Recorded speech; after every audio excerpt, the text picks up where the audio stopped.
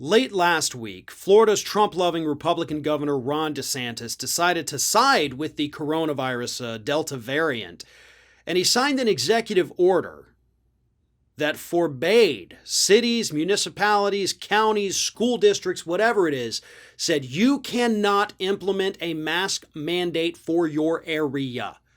No public state mask mandates. You can't do it.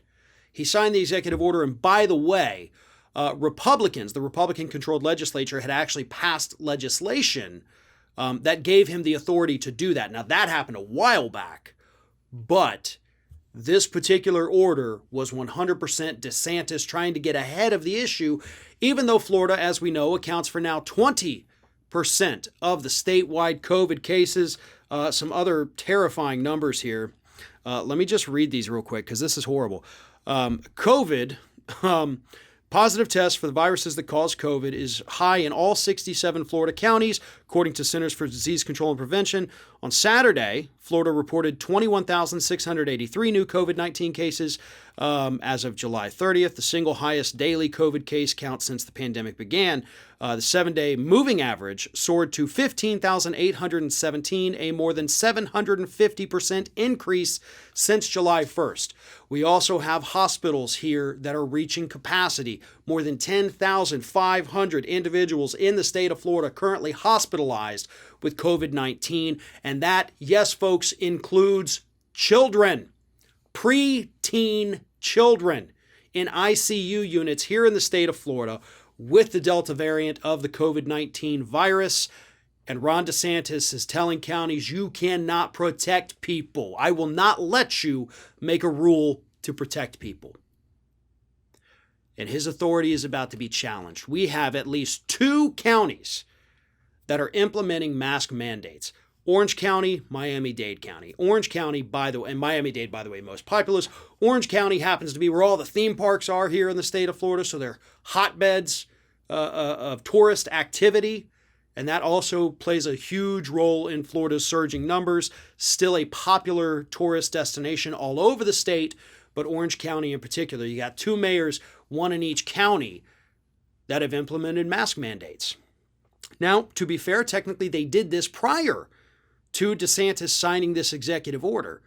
But what they're doing is challenging his authority, because he had said earlier the week before they put their mandates in, if you do this, I'm going to sign the order. They did it. He signed the order.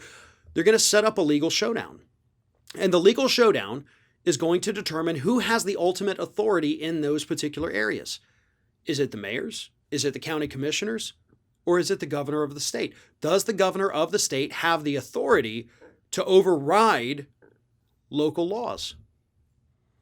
That's going to be a massive, folks, court decision that is going to have ramifications not just here in the state of Florida regarding COVID, but quite possibly nationwide regarding literally everything, and could effectively render local governments moot at that point, which is why I do not believe the courts would side with the governor here, even some of the more extreme right-wing courts.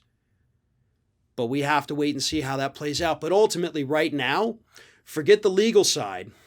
This is a smart move by these mayors for 2 reasons. One, the public health part, right? That is obviously the most important. You've got to protect your people. We've got to slow this virus down before all of Florida's hospitals hit capacity, and we can't even take somebody with a simple case of appendicitis. But the second one is the political factor. These orders signed by these mayors are effectively telling Ron DeSantis, you now have to make a choice. Are you going to side with the virus, or are you going to side with public health? The entire country is watching. They're watching your failures. They're watching our numbers go up, and they're about to see whether or not you flex your muscle to take the side of COVID.